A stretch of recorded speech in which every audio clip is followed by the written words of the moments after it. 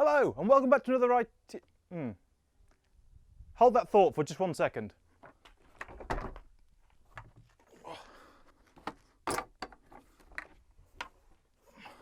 Hello and welcome back to another ITH video, and welcome to this fantastic Jeep Wrangler JL review.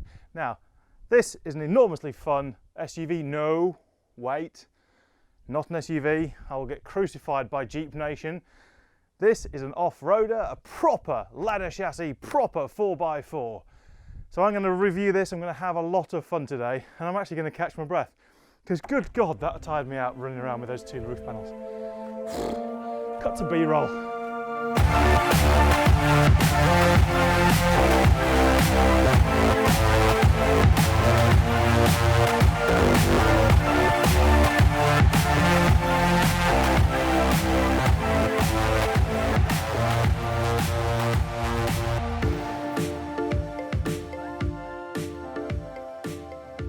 Right, so here we are inside the Jeep Wrangler. This is an American icon, this vehicle.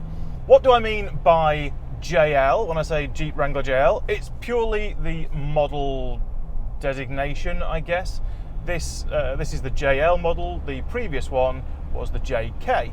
This is a proper go anywhere 4-wheel drive vehicle. It's got high ratio, low ratio 4-wheel drive, part-time or full-time.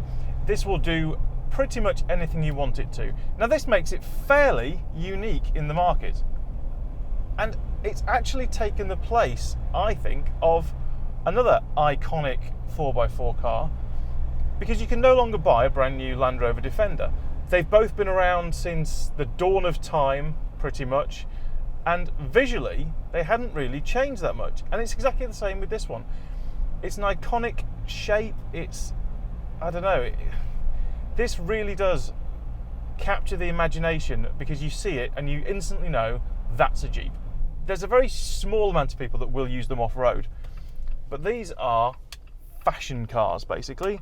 To the majority of people, these are a fashionable thing to drive. And they are both, the old Defender had tons of customization you could do.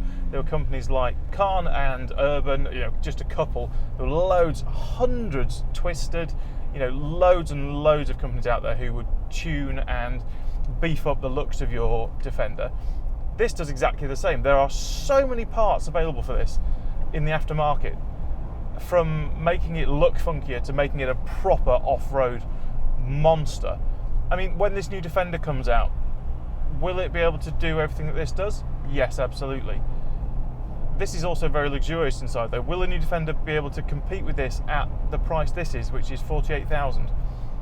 I don't know. But you don't have to pay £48,000 because, as ever, this car that I'm testing right now is available on botb.com, and you can win one of these cars for just, are you ready for this? Are you sitting down? £2.85. That's right, you can get a ticket for this on botb.com for £2.85, and they give away somebody's dream car every single week. Okay, so let's talk about the looks of this thing. It's got that iconic 4x4 look, okay? It is massive, it's chunky, it's got all of the, all of the round lights, it's got the big slatted grille at the front, it's got all the big chunky wheel arches, it's big, it's boxy, it looks brilliant. So this is top of the line. There's the standard sport model, then there's the Sahara, I think, then there's the Rubicon off-road, and this is the top of the line Overland, which means that you get a few niceties on the inside and on the outside. We'll talk about the outside first. So this means you get the full LED headlight package, which is really nice actually. You get full LED lights, they've got DRLs and all kind of things in them. They look really good. You get the twin removable panels up here, one above me there, that you can take out individually. And the large panel at the back, roof bit, and that is in body colour. You also get a body coloured hard cover for the rear spare wheel as well, and a very, very nice set of 18-inch alloy wheels. You also get a few other things on the outside, like parking sensors and reversing camera and all that kind of stuff. The front bumper juts out a huge distance, and it's this big soft touch plastic thing.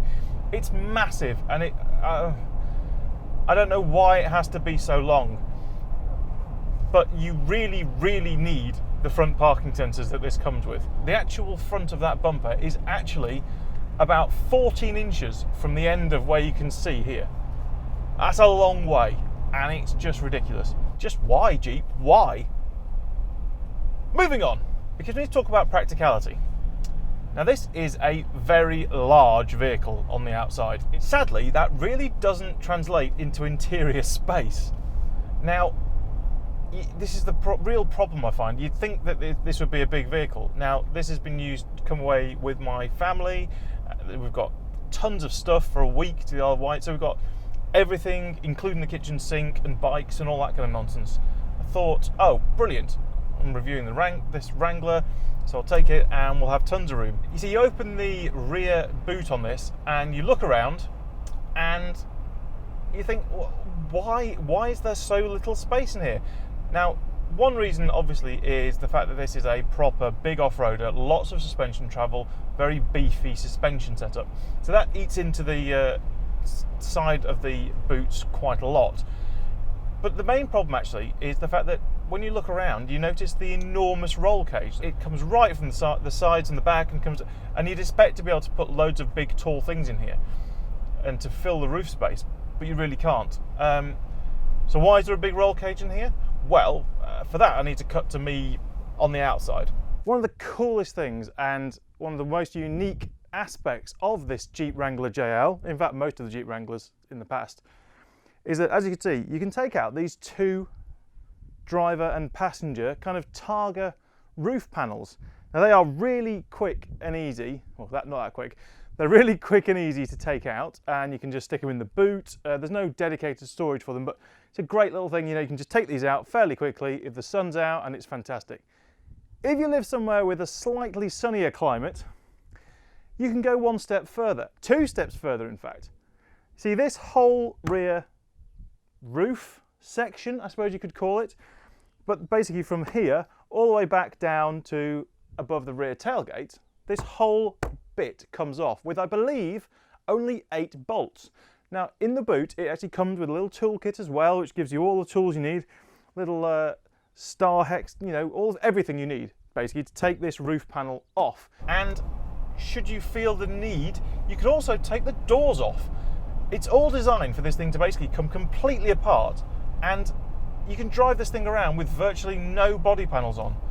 I mean, it's absolutely brilliant. I mean, what else can you do that in? Nothing. And then go over to a off-road park and drive up a quarry and drive over a sand dune if you wanted to. I love it.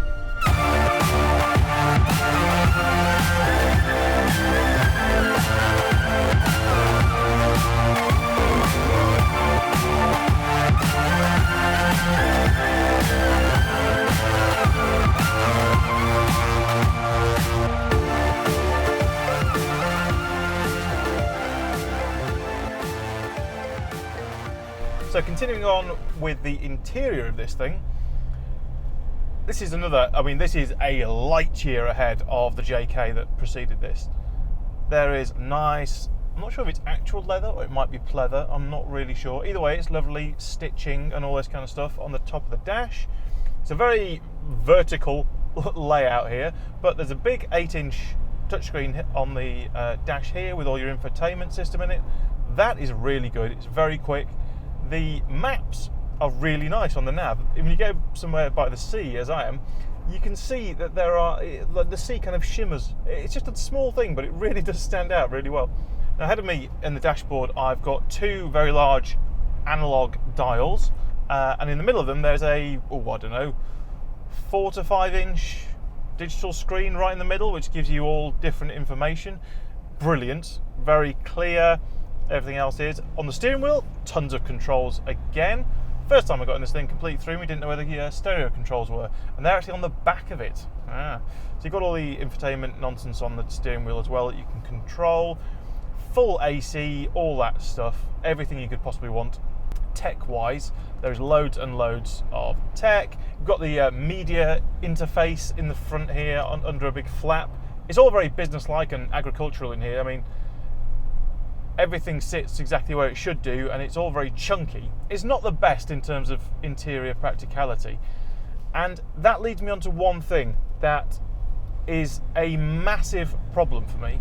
And when I say big, this is a potential deal breaker that I actually probably wouldn't be able to buy this car because of it, short term. So, jump to me in the back. It's a real problem I have with the layout of this thing. So, here we have the rear headrests on these seats, same as on this one here. Now, those rear headrests are not movable. They are stuck up in that position. They fold forwards when you fold the seat forwards, but they go horizontal. So they stay and they're fixed in that position. Now, if you use an Isofix car seat like the one here, what happens is that pushes the seat forwards by a huge amount. Now, this is a toddler seat, so up to age 12 or up to 140 centimetres, I don't know. Either way, it fits my 6.5 to 7-year-old very well, and this is a normal everyday Britax car seat, and it really does push it forward about 3 to 4 inches off the seat back. Now, I'm not even sure if that is within the design parameters of this Britax car seat. To me, it really just doesn't seem safe. I mean, it probably is safe, but I can't say it's a great design, to be honest. It really, really could be a lot better, personally. That needs to be changed. But otherwise, in the back here, there's plenty of legroom, lots of legroom, and this is quite a funky feature that this whole bit can fold down so that the person sitting here can have a little armrest. Bing, bang, bong. Lovely. Most cars have got half-decent stereos these days, but the one in this is absolutely outstanding. This thing has got some of the clearest, most powerful audio I've had in a car for a long time. And the good thing is as well, all those speakers are built into either the dash above top here, dash below. They are in the headlining up here on this part of the roll cage. So basically, when you take all the roof panels off, you've still got this incredibly awesome stereo pumping out music. And you know what? It sounds ace. Okay, so we need to talk about the performance and handling. Ooh. Should we just not bother? Let's just cut that. No, okay, we should. This isn't the kind of car that performance and handling are talked about in fond ways. Let's put it that way. That is a big, rattly 2.2 diesel under there, and it is noisy as hell. Just shy of 200 horsepower, and it weighs about the same as a small moon. If you mash the pedal right down to the ground, then it will pick up its skirt and go a little bit in a very, very noisy way. Now, that's kind of the biggest thing when you're talking about the engine and performance in this Wrangler. That leads me on to the handling aspect of this car. Now, of course, you're never going to buy a Jeep Wrangler as a B-road weapon, and it actually does hang on pretty well. It goes okay around corners. The large, long travel suspension really helps with our awful roads that there are seemingly everywhere at the moment. So that is a good aspect. You've got big chunky tyres, you can just mash up a curb if you have to avoid something. All that means it gets a little bit floaty. Now, by that I mean, when you're going over bumps and things, if it's straight on bumps, you're fine. If you hit a bump mid-corner, as I may do now, there was one, the car kind of sort of like that. It kind of squirms around a bit, and it's due to the suspension settling, and if it lightens up a little bit around mid-corner, then the wheels are going to tuck in slightly and things. As I said, it's not designed for high-speed handling. Go Aventador SV. Anyway, and the only other real aspect of the performance and handling is the fact that when you drive this thing, and with the awful aerodynamics that it has, you basically end up getting about 30 mpg, which isn't bad. It isn't great from a diesel.